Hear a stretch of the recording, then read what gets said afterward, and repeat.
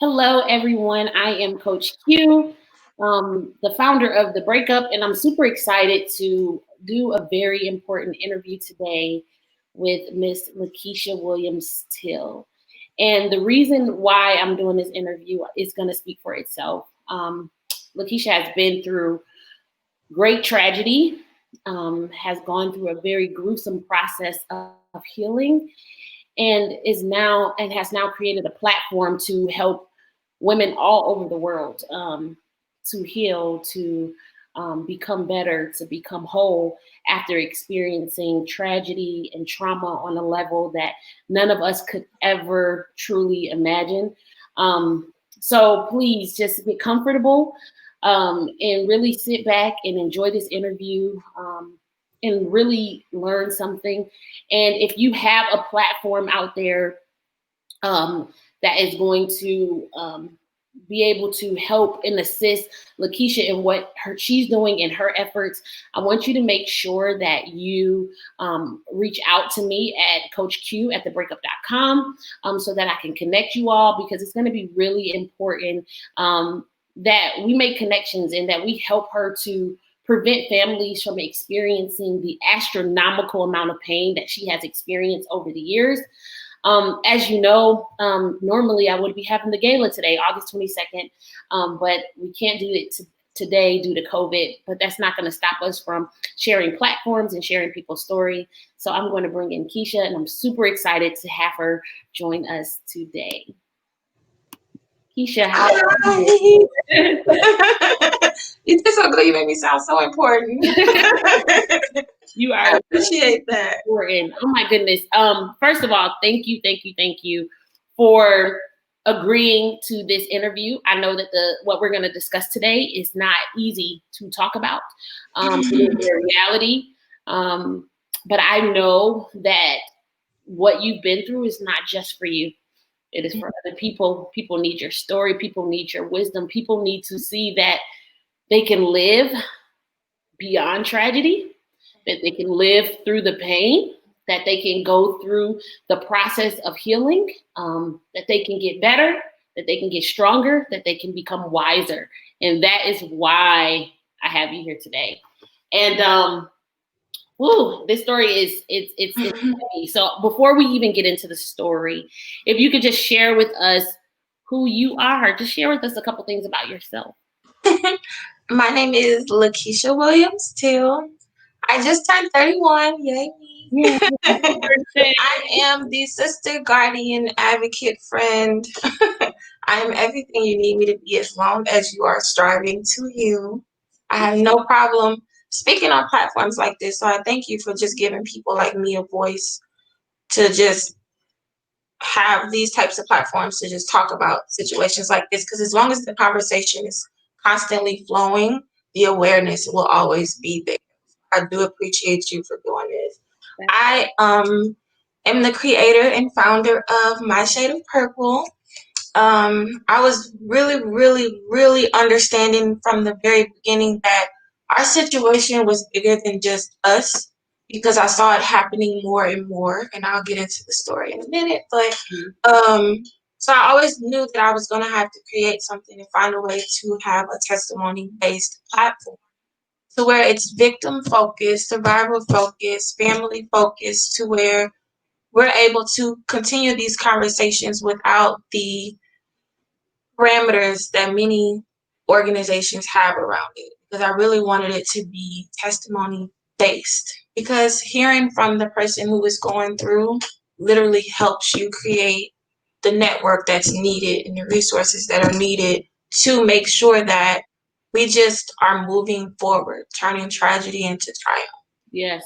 So that's why I created My Shade of Purple. I got into My Shade of Purple because there's a ribbon for so many different things. So there's the purple ribbon to highlight domestic violence. But for me, it was like domestic violence I personally, as a woman, haven't experienced. But because of what happened with my family, I am a part of the spectrum that goes along with that. So I wanted to just bring in the different shades of it.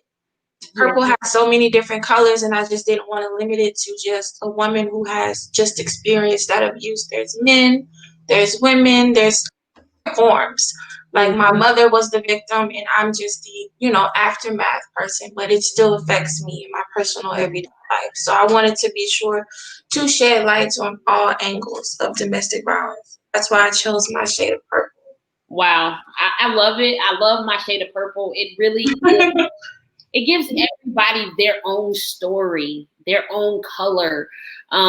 Sometimes when we hear of so many stories that sound like ours, we can feel like, oh, so other people have been through that. But with my shade of purple, it just gives you that identity in your Mhm. story, your identity in the struggle. And I think it's amazing. So I know everybody's like, okay, domestic violence, she has this platform. What's the story? So we're going to get into it. And Keisha, I want you to really um, just kind of take us back.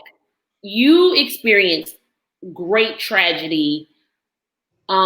When was the day that you experienced this tragic moment? Tragedy struck my family August 7th, 2013, but I wasn't notified till August 8th of 2013. Okay, and can you walk us through what happened? So the morning of August 8th, 2013, well, let's go back. August 7th, 2013. I remember this night like yesterday because I was at work. I was a college student full time. I worked full time and I was at work that night. And for some strange reason, I was supposed to get off and go home, but I stayed at work. And I remember looking at my phone around 10:30. I worked at a bar. It was right across the street from my college. And me, my manager, and some of our like customers were all sitting and just hanging out. And I was sitting there and I remember I didn't want to drink, I didn't want to do anything. I just sat there and I looked at my phone at 10:30 and I was like, yeah, I need to call my sister when I get home. Me and my sister usually just FaceTime. Like FaceTime was big back then, 2013, kind of like kicked off. And we usually FaceTime and I would always be on the phone with her and my nephew. So I just looked at my phone and then I went home and I had already talked with my dad about talking with him the next morning because I needed to go to financial aid. Like I'm full college girl mode, entering into my senior year. I am just doing the basics, like just navigating life. I didn't realize till later why the time that I saw on my phone would be significant and Mm, why in that moment I felt at work like just calm because I didn't realize that while I was sitting there and the reason why I wasn't drinking and the reason why I wasn't just out and about, I was just in one space was because tragedy was happening back home. wow. And I was going to need to be available for when I woke up the next morning. The way I slept that night was so hard. It was interesting to where when my dad was calling me August 8th, I was frustrated. I was like, why is this man calling me? I told him that I was gonna call him. Like and he was calling, like he called twice and I silenced it. And I mean I was sleeping hard, y'all. And he kept calling, and finally I woke up like, yes, what's going on? And when I heard his voice, it was as if someone was shaking, running, and like, Dad, what's going on? I told you I was gonna call you. And he was like, you gotta come home. I just remember him like saying, you gotta come home. You gotta come home. And it was like he was moving fast, like, you gotta come home. He didn't shot them all. He didn't shot them all. And I'm like, shot them all? What are you talking about? Like, and then my phone is ringing while he's trying to tell me. And Mm, it's people that you visit like at family reunions or like you see through social media, you know they're your extended family. These people are calling me. They never call. And mm, he's like, he didn't shout them all. Miles, Chris, your mom, Nima, you gotta come home. You gotta come home. I'm on my way there. I need you to come home. And then he just hangs up, right? And I'm just like, okay, wait, what?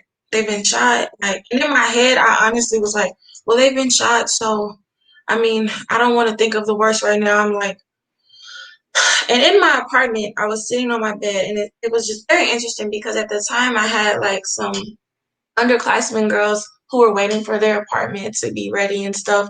But it's so interesting how none of them were there.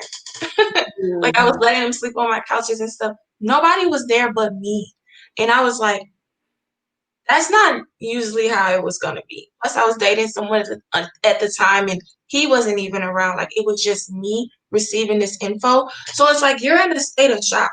So Yeah. everyone's calling. I answer the phone, and one of my cousins calls, and she's like, something's happened. Everyone's rushing to y'all's house. What's y'all's address? Like, the news is posting stuff, but they got like these names with the address. We don't know if it's the same. So the news had in Dallas, it usually drops at like 6 o'clock in the morning. So when she was reading it, it was our address, but it had different names. So I'm just like, okay, well, maybe they have the wrong house. Like, it's so much happening.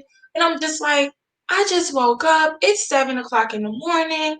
People are calling me. Like, this can't be it. And I remember just pausing Mm. and getting to my phone. And I was like, I'm just finna Google our address.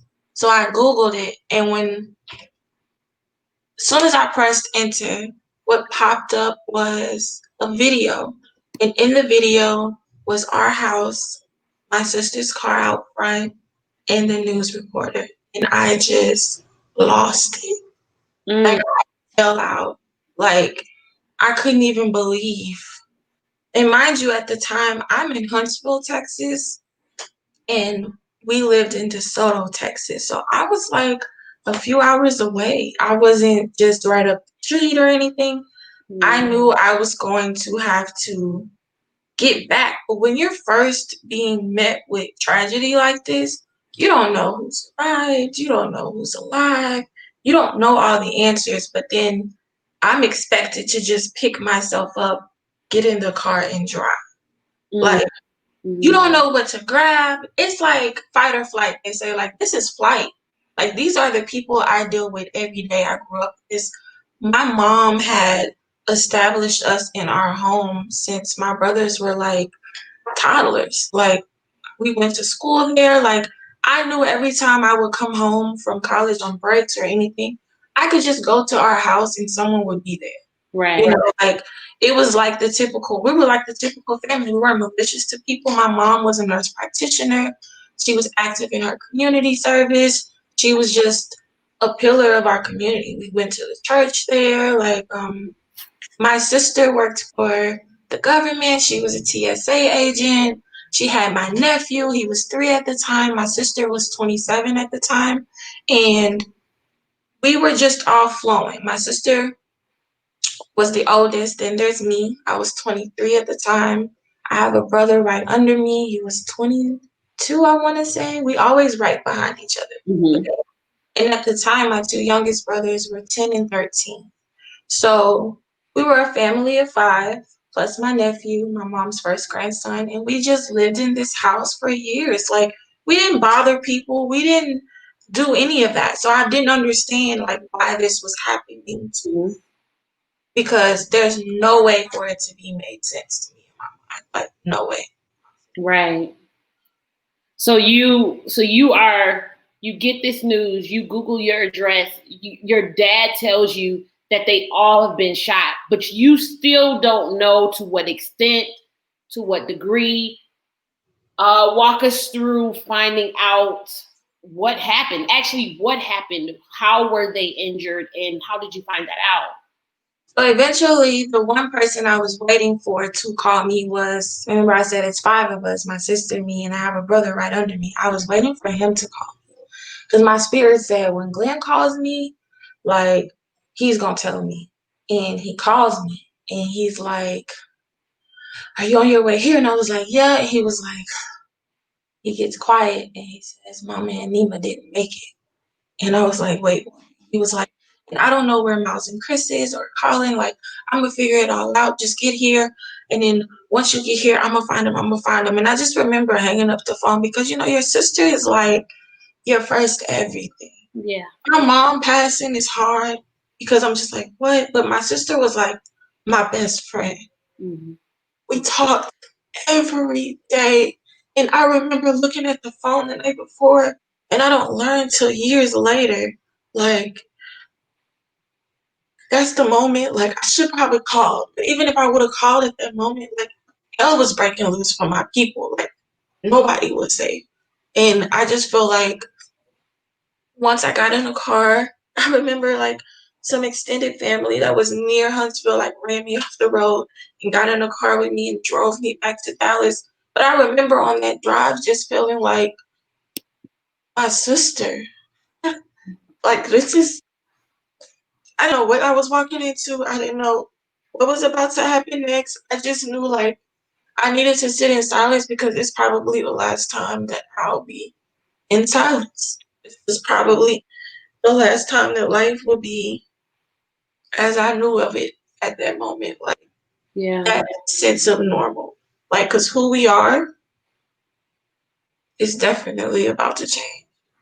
So when I got to Dallas and got to the hospital where my brothers were, that's when I was told that my mom's husband, they were going through the process of getting a divorce, had came to our home, bust through the back door, and pretty much executed everyone.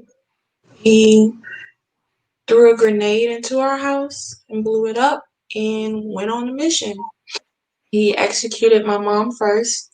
We lived in a two-story house. All of the kids' rooms, game rooms upstairs. Her room was downstairs.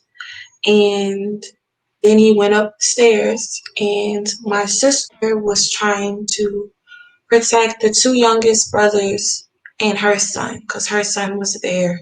And I learned later on, like, she had him in a closet and she was literally trying to fight him to keep him from accessing my brothers because he was calling their name as he was coming up the stairs.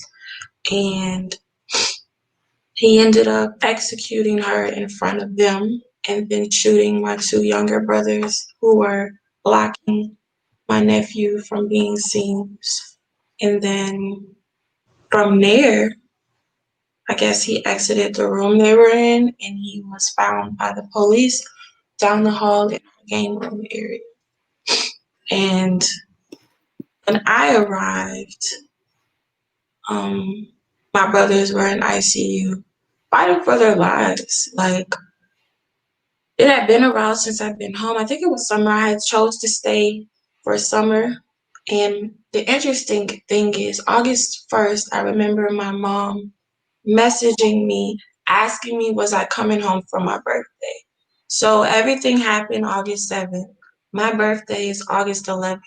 Mm. So every year for my birthday, I always would just come home, be in the house, be surrounded by my siblings, my nephew, and my mom would always have like cook something, have a few people over, but that's just usually my birthday. Like, and I'm just like, I remember I was telling her I wasn't sure, I might come, etc. But I just think like hitting thinking about our last conversations and then getting to this is what happened.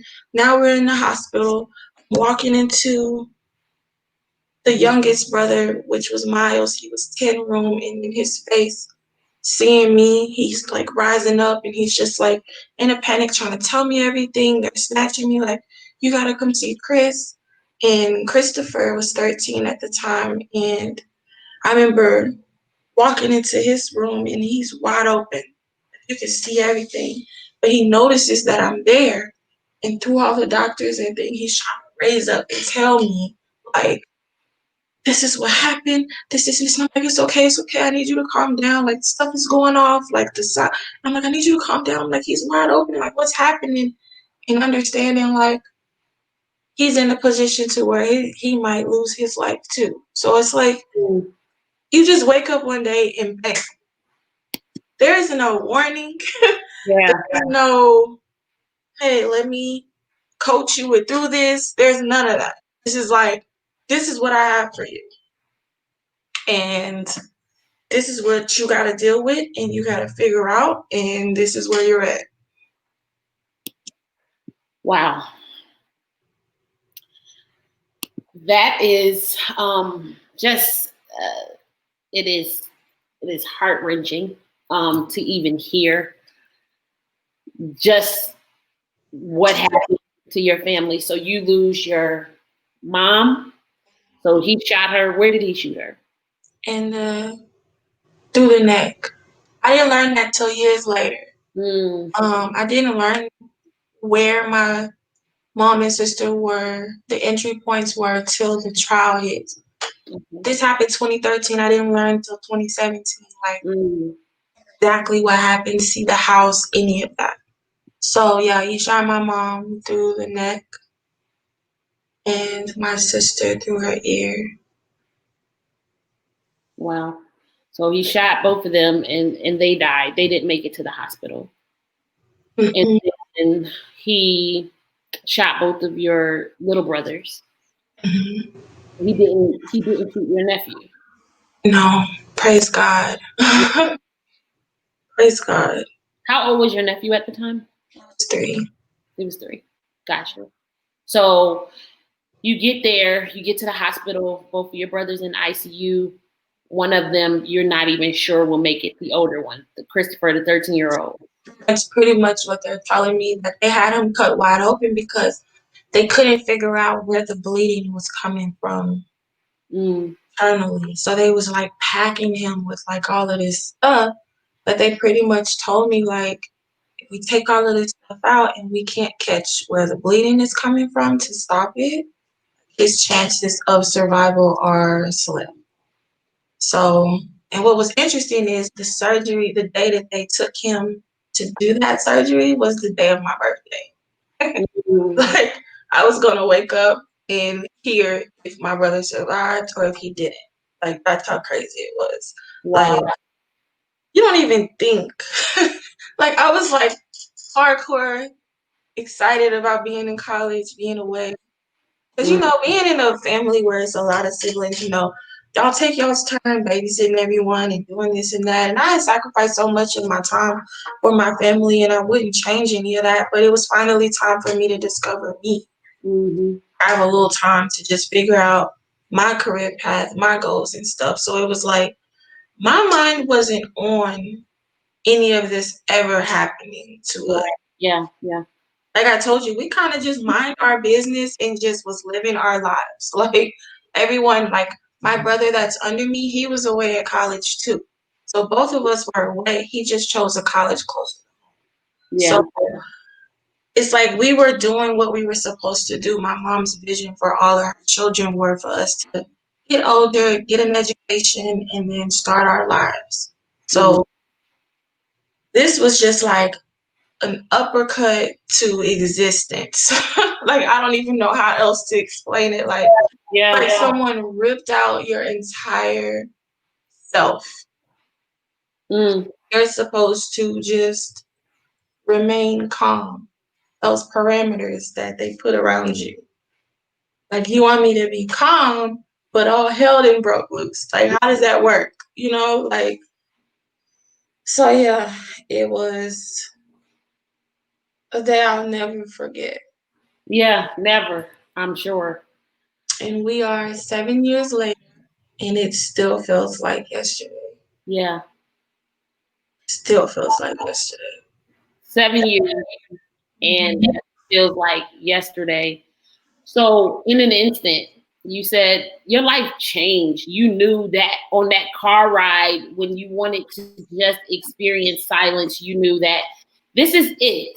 This is the last time that my life will be silent. This is the last time that I will know this level of life because I am entering into a new phase. And you truly did. You were in your senior year of college. Did you have to withdraw from school to take care of your family? What happened thereafter? I will say this. Kudos to Sam Houston State University. And why I say this is because remember I told you I worked at a bar directly across the street from the university. Yeah. And the amazing thing about it is like staff, students, everyone would come to this bar. The amazing thing was to me, by the time I touched Dallas, I don't know who told what. I remember calling, because you're in a state of shock. I remember calling my boss and being like, I can't come to work today. I didn't call my manager or anything. I called the boss. I was like, I Mhm. can't come to work today. He was like, are you okay? What's going on? I'm talking about it's early, remember? And I Mm, would tell him, somebody shot up my house, my mom, my sister. Like, And I don't know what happened. Maybe he called my manager. And when I tell you, it spread like wildfire. By the time I got to Dallas, I had over 400 text messages. That's Mm, just from the community of, like, we call them Sam fam, like just the people at Sam Houston, who, from professors I had interactions with, to students, to people who I just had a connection with, friendships with, or just hung out with in group settings. Like, it spread to where even my professors were like, don't worry about anything. We're going to talk to your dean of your college. Like, I didn't have to worry about what was going to happen with school. Someone messaged my apartment complex because I had just moved into that apartment, and they were like, don't worry about anything. These are complete strangers. mm, Like, this is not like family doing this stuff. This is complete strangers who instantly are like, don't worry about what's happening here. Just get to us when you can, because I think the reality of it all was, there's a TV show called Snapped, right? And I talk about mhm, this TV show when I do speaking engagements, because I talk about how I was a Snapped fanatic. Like, me and my friends, we would watch it, have stuff, be like, girl, I got some wine, I'm about to drink, I'm finna watch this Snapped episode, oh mm, my God. But when you become it, you're like, hold on. mm, I can reach out and touch her. Like, I just saw her. This is not something that people are used to hearing about. So mhm, it was just like a shock that just went over all of just everyone I had encountered in Huntsville, to where my school support was handled, my apartment life was handled, like my job. Like, it was just a shock because no one had ever like, just in something of this great engraved, like, what, he threw a grenade, what, he shot up what, like, this, everyone knew, like, my personality, like, I don't bother people, I'm always trying to smile and make sure everyone's having a good time. So for me to be an extension of my family, you had to have known I come from that. So that's the characteristics of my family. Like, we're a good time having a group of people. So yeah. this is not normal, like, this wasn't, no. No, not at all. And there's even a twist to this story that makes it even more horrific. You Yes. tell us the other side of the story that impacted another family. So it wasn't until I got to the hospital when I learned that my mom's husband had actually drove from another household. And then the other household was where he was living with his, at the time, current girlfriend, her daughter, and her son. Mm, And in that household was where tragedy begun. Um, and shout out to the Smith family. I love them. They're wow. just trying to find their way like we are. Um, Miss Toya was her name. The daughter's name was Tasmia. She was 17 at the time. Could Mm, you imagine just being 17? Like, she's in her senior year of high school, mm, And then Miss Toya had a son, Storm. He's just a beautiful soul. He was the same age as Christopher. They were both 13. And in that household, he killed his girlfriend, which was the mom, the daughter, and he injured and shot the son, but he survived. mhm, And the biggest plot twist to this all is the daughter had a friend over visiting, just hanging out, having girl time, and he also shot her 3 times and she survived. And then he traveled to our home and did shot up our home. So there's multiple families, not just the Smith family or my family. There's also the friend who was there.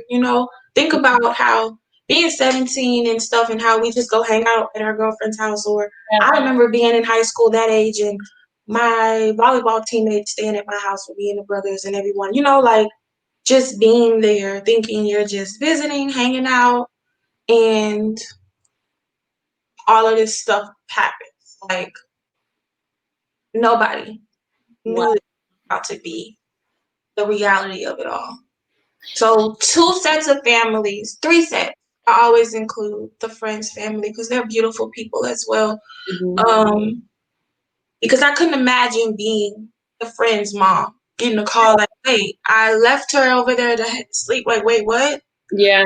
So, three families and the children. It's four children in each household due to situations that have to do with domestic violence from the parents that are over. Mm, mm. So That's that's why. and that's even that is the shade of purple. Your mom's It's shade the of shade. purple is different from what the aftermath of your shade of purple and the aftermath of someone else. That's why I love what you're doing because you are sharing the stories of how domestic violence affects us both directly and indirectly. Um, and our relationships that we have with people matter. So there are three families that lives are forever changed this day. Two in particular who are now grieving in your family, who you've lost your mom, you've lost your sister, both of your brothers were shot during this, and thank God they did survive it. Ooh, thank God. They survived it, but your life, I want to zone in on your life because your life was forever changed. Can you tell us how your life was significantly impacted by this tragedy? So I'm sitting in the hospital and I'm just like watching because we have to understand it's like the cycle of tragedy is so diverse amongst individuals. Depends on who you are, what you're doing, how you handle stress, how you handle bad news. So I'm watching like how people are responding to things. My grandma, Mhm. aunt, and just my uncles, like just watching. And in my head, I'm just like, my sister always promised me when I went off to school, like everything would be fine. She'll take care of everyone. She'll be checking in on everyone. We talk every day, so I'll know. And in my head, I'm like, my sister promised me one thing and she stuck to it. Like everyone is still, like my brothers are still functioning, they're alive. And I'm watching everyone like they're older. The amount of stress that everyone is under, I'm watching how they're handling things. And I'm just like, I gotta step up and be the person. Like I just gotta step up and I'm younger, I can figure this stuff out. My mom taught me so much. I just need a notepad and a pen, like a notepad and a pen. And I kept saying, I need a notepad and a pen. And everyone's like, why is she saying that? And it's like, because I was remembering the things my mom had instilled in me. Like Mm, how she was like, when someone's in the hospital, she was a nurse practitioner, someone needs to be there. Pay attention to this. In the middle of the night, write down everything when the doctors come in. If you don't understand it in the middle of the night, there's a nurse's station. Like, go to the nurse's station, have it all written down. Someone will sit down and explain it to you. Like, I'm just writing and thinking, and there's so many parts to it. Because remember, he blew our house up. Our house is wide open. So people are coming and going.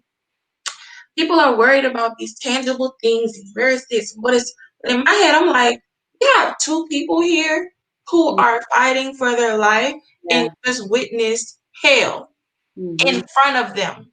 Hmm. Like my focus has to start with making sure that they survive and are healed and Yeah. have all they need to get better. So while y'all worry about that, Lakeisha's gonna be here. I'm not leaving this hospital until I know for sure my two brothers are going to survive and whatever it is they need to get them better so that we can get out of here is Hmm. that's it. That's all I'm worried about. So in that moment, that's when I knew like I can't control what's happening outside of this hospital, but what I can do is be show up for now. Like, and that's just what I did. Make sure my brothers have everything that they need. I can't worry about the negatives that are being said, the news that's coming and trying to get stories. Like I changed my name on all platforms so that nobody could find me. I Hmm. wasn't worried about giving a statement. I wasn't worried about if y'all getting y'all's news facts right and not mixing up the houses and saying this and this. And I wasn't worried about anything. I wasn't even worried about where he was at because at this point it's like that's beyond my control. Hmm. What's in my control is paying attention to what's happening around me. My elders are not doing well. Mhm. They're just not. They're not taking it well. And no one knows your family's branch on the family tree like the immediates in that branch. Mm. Say that to people because they're like, oh, we're family, this, and this. There's different branches on that tree for a reason. And those people that are in your family are going to always make sure their branch is accounted for. So I knew it was my job to make sure our branch, though we were busted wide open and exposed because you're exposed. We went national news. To this day, you can Google us. Like we were so exposed to where I was like, I don't even I feel naked. I feel naked. I don't know what's next. I don't know how to help. I didn't even get to go to our home. I never got to see anything that was in there. Wow. Point blank, period. It was hospital life. Hospital life. Because now I'm caring for two children who one, the 13-year-old, my brother Christopher, he's paralyzed from the waist down now from the bullet. And they're telling me he might not walk again. On top of fighting and combating to now I have Miles, who was 10, and he had it through and through, but mentally, he's not okay compared to how the 13-year-old can process trauma. 10 Mhm. years old, 13-year-olds is a big difference. People think that's just 3 years apart. Yeah. Miles's process of what took place really affected him more mentally than physically, even though he was shot. Whereas Christopher, it was more of a physical thing than it Mhm. was mental because he understood, like, yeah, we survived, et cetera, but he's never going to be able to come back and access us again. Whereas Miles was like, he killed all women. Keisha, you can't leave this hospital. I have to see you every single day. Like, I'm not letting you out of my sight. You weren't there. I'm scared he's going to come back to find you. Mhm. And him not even knowing if my mom was alive or not, like constantly asking me, Mom's alive? Like having to be careful with the words we chose on the bedside of him because Mhm. he's listening. Like, Mom's alive? Mom's alive? Like that hope in him Mm. tarnished, tarnished. Like, and none of us knowing like what's next. Yeah. Like, are we get all of these people are around, but when we're at home, it's just us, you know. Mhm. So I'm looking to speak to who I'm comfortable with and who I know and who I grew up with, you know. Yeah. So it was just a different environment for us, just totally different. Totally different. So you are now having you had to take care of your brother who was disabled as a result of the bullet, and then your other brother who was mentally um, incompetent in that area of dealing and processing that trauma.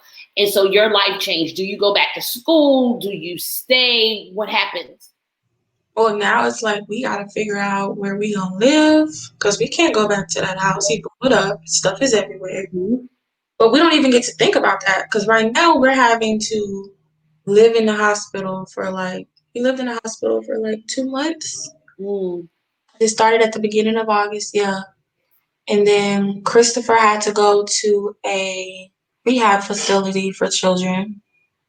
And I'm never leaving. You know, I'm just always there. So it's like, what are we going to do next? Is not even a process yet. Now it's like, well, we have to customize our next moves based around the care they need, the care coordination that they need, and who I need to be in conversation with. And it's two different peoples and it's affecting them differently. How do we support Miles mentally right now? Like, this is new to me. I don't understand this. I don't know what his eyes have seen. You know, I never asked them. That's the key. I never asked them what exactly happened. I never asked them what happened with my sister or anything because part of me probably didn't want to hear it, but I knew at that time it just wasn't necessary. Mm-hmm. So we're in that space of just figuring out the day-to-day life in a hospital. Yeah. Like right now, my go-to people are not even the people who share blood with me. My go-to people are these people who are complete strangers who work in this hospital, who know resources and information. I didn't want the fluff. I Mm. don't need you to give me your discernment and this, and this. As long Yeah. as there's food here to feed everybody, and you telling me about this medicine and this and that and this resource. Thank God for social workers. If anybody's a social worker watching this, I pray you guys stay passionate because you're needed. You're Mm. needed. Keep your passion behind what you're doing. They overwork y'all and don't pay y'all as much as y'all should be paid. But y'all saved my life. I Mm. had social workers, um, nurses, um, nurse practitioners, like that would come in. I had two binders, one for Miles, one for Chris, and I just was putting all the medical stuff in there. Nurse Mm. practitioner helped me put that together. Like, just understanding that in the midst of tragedy, don't always feel like it's going to be your family that got you. It's the complete strangers that are positioned in these spaces that can literally give you the information you need Yeah. to help y'all through the beginning stages, because that's just the beginning, honey.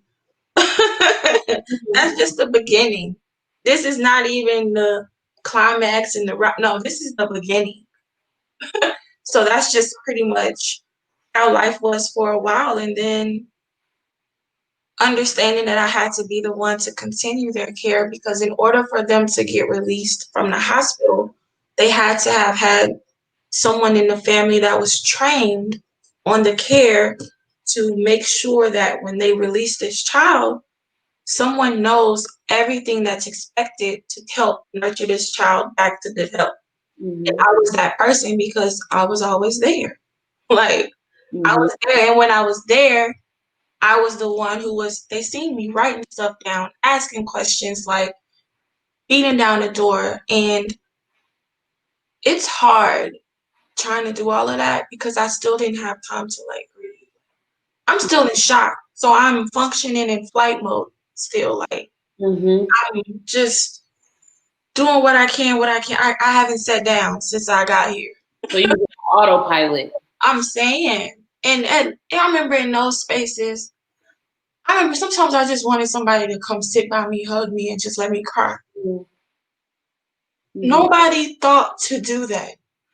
Nobody. These people were coming in from out of town and talking about who they were to my mom or this or that. And they were so worried about the tangible things. And in my head, it's just like, I even had some people look at me and be like, oh, I'm sorry, I didn't even think about you. I was just thinking about the boys. Mm. Like my mom's sons. Like, not that I'm the last one left as the female representation. Like, not that that's my mom and my sister too, but Right. these are my brothers. Like, people were real life treating me like I was just this robot who I just needed to get this stuff done. I didn't have space to feel. I didn't have space to cry. I didn't have space to be angry or irritated. Mm. Like, all of that stuff would be taken as me having an attitude. Not that I just lost my entire lifeline. Like, that's how they're viewing me in these moments. So people, I just really want to be authentic when I'm telling people, and that's why I created this platform, is because the treatment you receive while in this is beyond. I Mm. don't want people to think like, now you see her put together. I looked like what I was going through. Mm. Looked like it. Like, to the point to where I remember one day Miles was like, you used to always come home so pretty and put together. Oh, I am hurting. I had to hurt on the outside because I wasn't allowed to hurt on the inside. Wow. That is deep. So I had to look like hell. And I'm thinking the more I look like hell, somebody's going to be like, let me just hug her. Mm. Because people need to understand that the number one thing in tragedy and trauma is understanding that you have to humanize the parties involved. Yeah. In my head, the only people who have the right, I remember I told my brothers this, I'm not tolerating none of these people that are older than me in their temper tantrums and this and that. The only people in my head who have the right to spaz out and go crazy is y'all two. But Mhm. because of how we were raised, they never hit those moments. You get what I'm saying? Mhm. Like, the way that my mom had covered us and instilled things in us, we knew that we just needed to be strong, which I hate that when people say that. I just, Mhm. You don't have to be, listen, this is Lakeisha talking. You do not have to be strong. If you need to cry, run, go. This is your family, your everyday family, a person that you had a strong connection with. People Mm-hmm. that you had a strong. This woman birthed me. My sister is a vital asset as to how I am and the woman I am today. I don't have to feel how you guys want me to feel, but in this moment, I'm gonna be strong because my brothers need me, Yeah. right? But the stuff going on around us, stay focused is what I kept telling myself. Mm. I literally felt like God was sitting on the side of me and he was shaking his head too, like he was a, I never got mad at him. Like it was like he was just blown away too. Like Mm. I feel like he was on the side of me shaking his head. And I just felt my mom and my sister, like every time someone would say something, do something that was negative or vindictive or malicious, felt them pick me up and be like, stay focused. Mm. Because everything I had to do to make sure my brothers and I had a roof over our head, make sure they had the care they needed, we had funds we needed. It's like every single last thing was always happening for us. And I remember praying to God, like, if anybody has malicious and ill intent for us, please Mm-hmm. remove them. Even if it's me, Mm-hmm. even if I'm not the person that's supposed to be helping my brothers, Wow. remove me. Because a lot of people aren't honest in that. And I wanted to be honest in that. I wanted to be honest. If I'm not the right person that's supposed to serve this mission, remove me. But instead of him removing me, he aligned me. Yeah. And Yeah. he aligned me with the people I needed to be aligned with to ensure me and my brothers are where we are today. Yeah. Like, point blank, period. Wow. So you didn't even have an opportunity to really feel or an opportunity to grieve. You just went into autopilot. You took care of business. You took care of your brothers, and you did not take care of yourself because there wasn't room for it. There wasn't. When did you have the opportunity to grieve and take in the fact that this is really my life? Um, it's interesting. Like, I didn't have like a set moment. It was just like pieces of time where I got to. And then I Mm-hmm. had to go about it differently because, again, I'm still the guardian of two children who are on their healing journeys.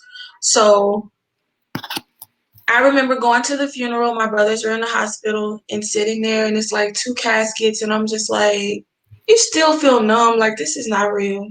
Mm-hmm. Um,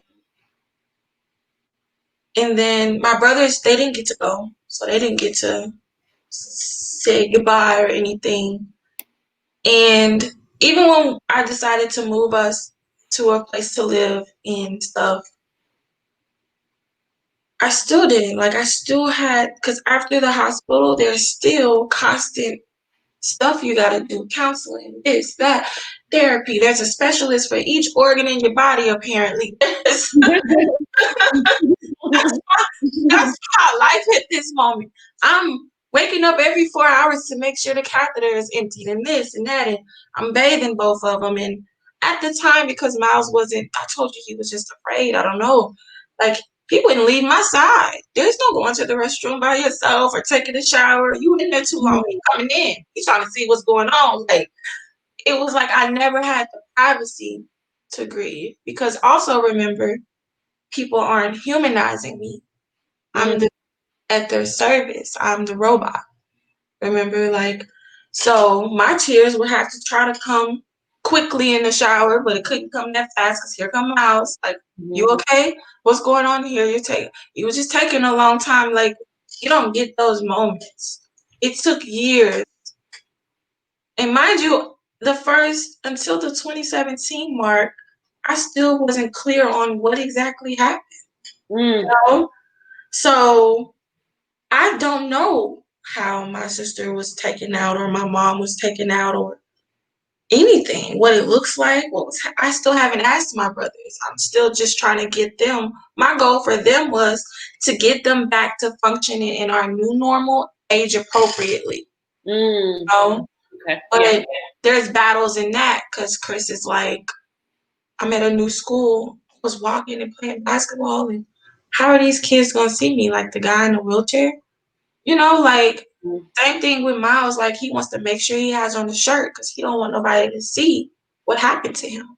mm, And then, kids can be cruel. They don't understand why you don't live at home with your mom and dad, or, like, or why you live with your sister. And we already exposed. You can Google us and stuff, and me having to figure out and navigate the school systems around what's triggering to my brothers, or why sometimes they might have an episode in class, or Chris has neuropathic pain and he might be shaking for a while because his nerves are firing. Like, having to navigate all of that, you just don't have time to still think. Like, mhm. when I got them to where they could go to school, that little window I had to lay down, I was either on the phone figuring out next appointments and stuff, or trying to take a nap because Miles was at school. Yeah. And even then, it was like I had my own personal things going on, like personally with me. So Mhm. I didn't, even to this day, I can honestly say I didn't start grieving until, or moving through what the grief process would look like for me, because it looks different for everybody, until I started counseling. Mm, So it still didn't look like what I was told it's supposed to look like.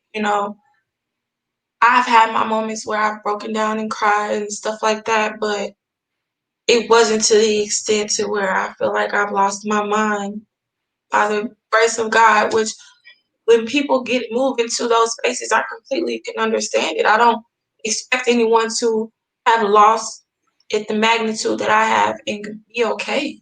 yeah. Like, I'm completely understanding of addictions and doing whatever you got to do to numb the pain so Mm, that you can function, because everyone around you isn't humanizing you. They want you to just be next, go on to the next. Oh, okay, well, next. mm. So Wow.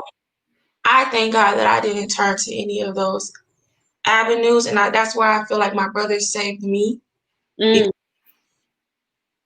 having to take on that responsibility and be that person that they go to for their care, their nurturer, their parental figure now, it's like I didn't have time for any of that. And I was 23, celebrated my birthday in the hospital with the boys, and it was like I was a mom overnight.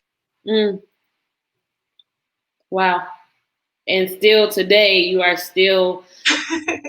We're finally, finally, I'm moving into the big sister role, because they grown now. They're 21, and one is about to be 18, and the other one's about to be 21. So I can finally just be big sister. wow.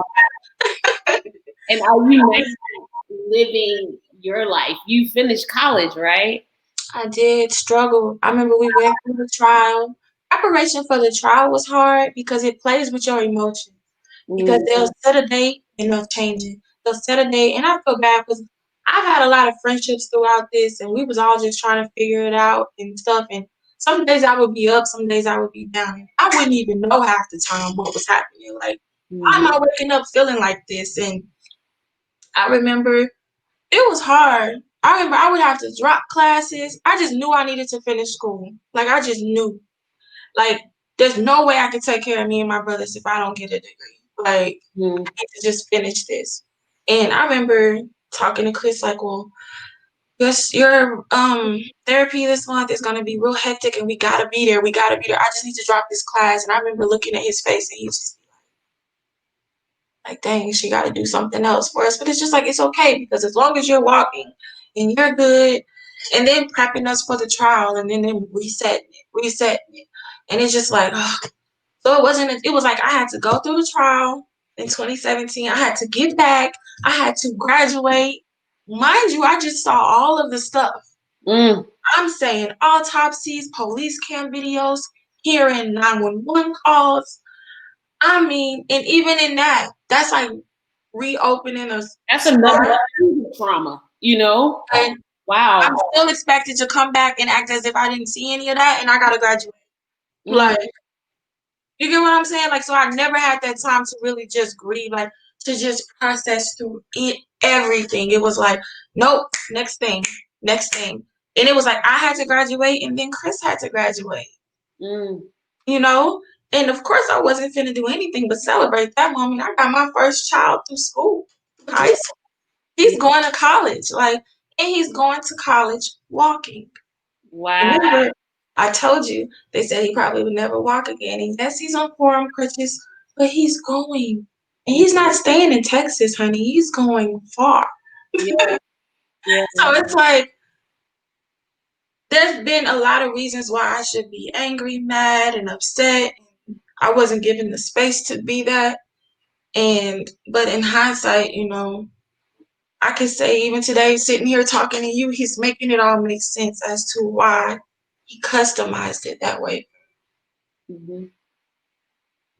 Well, that is, I mean, my spirit is full, and I have been um, just fighting back the tears just because of And I put on my good eyelashes, hoping that would knock it off. just the mere fact that you just talked me through the high, and I have to call it high because we didn't even get into the nights when you had to cry by yourself and nobody asked you if you were okay and nobody was there to rub your back, or the days where you were uncertain and you didn't know how you were. I always tell people, when we see people at the spot that we think looks good, there are so many unveiling moments that they have dealt with without the help of anyone else. And when I first spoke to you, I told you that you're remarkable. I don't even want to call you strong because strong wouldn't suffice for being a 23-year-old woman who is just at the prime of life and just being young and free. And one phone call changed your life forever. And you have, for the past 7 years, carried the weight of tragedy that doesn't go away with time. You just learn how to carry it. You just learn how to carry it. You Yeah. just learn how to just wake up and still function. Mm-hmm. It's crazy. You really just learn how to carry it. It's like the new normal.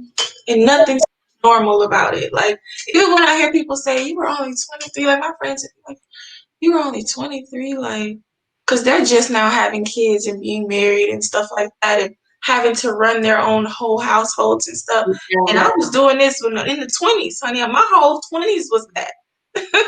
On until now, like I'm finally at the stage, like in my 30s, my brothers are able to just take care of themselves. But of course, we're all under the same roof, like, Right. but it's just it still hasn't set on to me how young I was for all of this. I remember when I was getting custody, the judge looked at me and he was like, when I was your age, I wasn't worried about nobody. He was like, I wasn't trying to help nobody. I was just trying to worry about myself. And he was like, he knew I could do this just for meeting me. And it just so happened he was the same judge who granted my mom a protective order against her husband.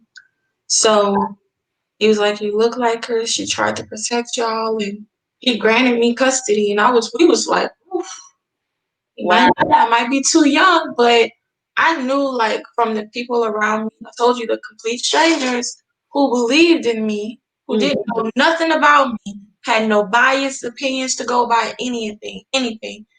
They knew that I was capable of doing it because of who I showed up as in the moments that they met me. Yeah. That's important to tell people, like, you're going to go through things and people going to say stuff or feel some type of way about you, but who you show up as when it's your time to be called upon is what matters. Yeah. Stay focused on that. Don't stay focused on the goal, stay focused on the mission, and trusting as long as your heart is authentic and pure and in the right place. Like I said, how he made sure I was aligned with who I needed to be aligned with. Me and my brothers are thriving now. My brothers are, I always tell people, are my world. I'm so proud of them. They're figuring out life for themselves. Of course, what happened to them, their experiences will always be a part of them. But they're turning tragedy into triumph in their own way as well. Yeah. They have a different shade of purple. You hear what I'm saying? Yeah. So I'm excited for them to eventually, once they live a little more, because that's important. Like, I want them to live a little more, do more inner work and healing, and then they'll eventually share and have these types of interviews once they get where I am or where they want to be at their Yeah. time, you know? Definitely. So Hmm. now people is the platform that birth out of the most painful experience of your life. Yeah, You are somehow feeding people hope in the midst of tragedy by giving them permission to select their color, their yeah, own, right? And you're giving them the platform to share their story, to share their truth the way that they need to share it. yes. I remember when all of this happened, and I'm like the daughter trying to take care of my siblings, and I'm just like, I just can't wait to meet somebody like me, like who had to do what I had to do, who had to step up and just do it, because they just had to in order to keep us together. You know, like I was just, Yeah. I can't wait. And I had all of those years, I had never met anyone. I did a Mm-hmm. speaking engagement for Texas A&M, I think, in commerce. I don't know. I might be wrong on that. Mm-hmm. But I remember this girl came up to me afterwards and she said, my sister had to take care of me and my brothers. So she was like, they make you feel like they're not grateful now. They will when they get older. She Wow. was able to do college and all of this stuff, and she had to put her life on hold. And I was just like, wow, I needed to hear that. Because, you Mm-hmm. know, when you're in it, you can't think ahead. You think day Yeah. to day. Like, and I'm going to tell you, that's okay to do. If all you can do is get through one day at a time, and people are asking you to think about next month and this and what you want to do in the future, take your time because that's going to create an anxiety you do not have time for. Mm-hmm. Trust me, I was there. So just understanding in that sense, like, I needed a place to where people who were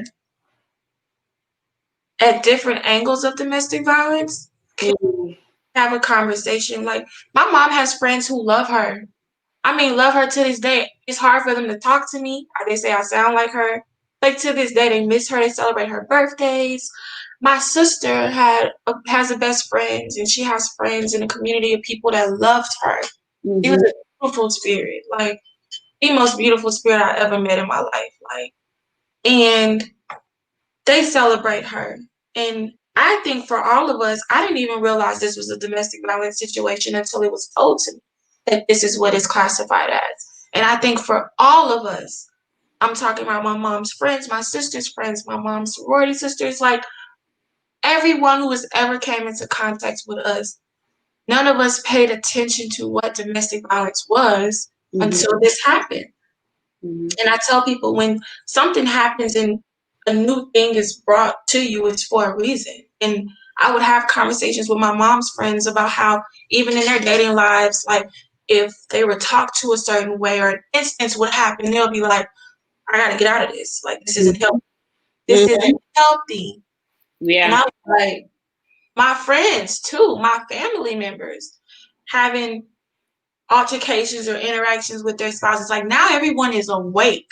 Like if you Mm-hmm. wanted to wake up a new sector of group of people, you did. Because now all of us are like, hold on, we're not tolerating that. This is not healthy. This is not a great relationship to be in. Let me remove myself, scale back, even if that means I have to go through divorce, even if that means I have to go through public separation and them try to backfire and humiliate me. As long as I'm safe and the people I love are safe. Yes. Because let's be clear, after this stuff happened with my family, there was more and more instances that appeared just like ours. Like where the spouse got mad and he didn't shot up the kids or shot up the kids' family member. I mean, shot up the woman's family members or etc. Like they're taking everybody out just Mm-hmm. because they're mad at you and your relationship, you know, with them. So I needed to create my shade of purple because I needed to make people understand that it's bigger than just you being in this relationship and in love with this person and them harming you. Your children love you and they need you. To this day, I tell everybody, my mom was who she was to all of us, and we all still need her. Mhm. Like, let's be clear. 7 years later, my brothers need her. I need her because I'm in a new transition of trying to be an empty nester and I'm trying to figure out career paths and this and that and what's next. And it's like, you're needed beyond just what your relationship is doing for you. Yes. And I want that to be clear. Like, I want the people around those who are suffering and struggling through a domestic violence situation understand that your immediate people love you too, Yes. and you're vital and you mean something to them too. So don't just feel like your relationship is just for you, because it's for everybody that is connected to you. Yes. Hmm. So my shade of purple was birthed and it's been in the works for a while, but I just felt like I needed more inner and healing work because this is a for real topic. And Yeah. I realized I worked at a women's center for a little bit, and I realized that a lot of people that I worked with were coming in with their issues on top of the issues we're here for. And I'm like, Mm. those two can't mix. Right. Right. You want to show up to a space to be of service and give back. I love that. Have that passion. But make sure you're not pouring from a bruised and broken and empty Mm. vessel. You Yes. know, Yes. I hold myself accountable to my healing journey, my inner work, so that I am able to do these types of interviews and push the narrative forward as far as tragedy can become triumph as long as you do the work. Yes. It might hurt. It's not going to look nice all the time. You might not feel nice. You might not look the part. You might not look your best, but it's still going towards triumph. And when you get to that part, that's when you'll be able to do with it what you choose to do with it. And for me, I wanted to do my shade of purple. I wanted to just continue to push the envelope of hope forward and give my brothers something to see for themselves so they can see how incredible they are and see Mhm. our journey and how all the hell that we went through Yeah. can help the next person. Have it is not in vain. It is not in vain. I know that this platform, My Shade of Purple, is going to go very far and is going to help thousands of women. Let's just put it out I there. hope so. I appreciate you speaking over it. Like, And um, we're gonna just see to it. We're gonna see to it that your voice is heard, that people know that there is a resource that can help them through things that they feel very alone in. They need to see a beautiful woman who is striving and who is grateful.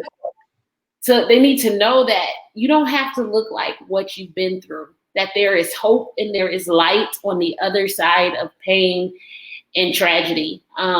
Your voice is it's needed. And I know that your mom and your sister are extremely proud of you. I hope so. And the I've been telling my mom all the time. I'll be like, Zena, your kids is a trip. Cause they're children. you said, listen now. So she is, I know she is. I definitely am. I am so grateful to for this interview to continue to do more work in the future. As I told you the other day, when COVID is over, to make sure that you come to Atlanta the next time I have the gala. Um, Yes. because people need to see you, people need to hear you, people need to know who you are, people need to experience your platform, and that is the work that I'm committed to doing, to being a part of that exposure for you. So I thank you for today. I thank you for going into a very deep place and opening and sharing your truth with us. And I pray and I speak many blessings over your life. Many. Thank you. You're I'm welcome. so grateful. Absolutely. Absolutely. Well, thank you so much, Keisha, for joining. And I can't wait for everyone to experience all the work that you're doing in your community. Thank you. You're welcome.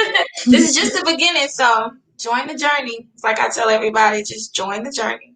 Join the journey. Here we are. All righty then. Thank you so much.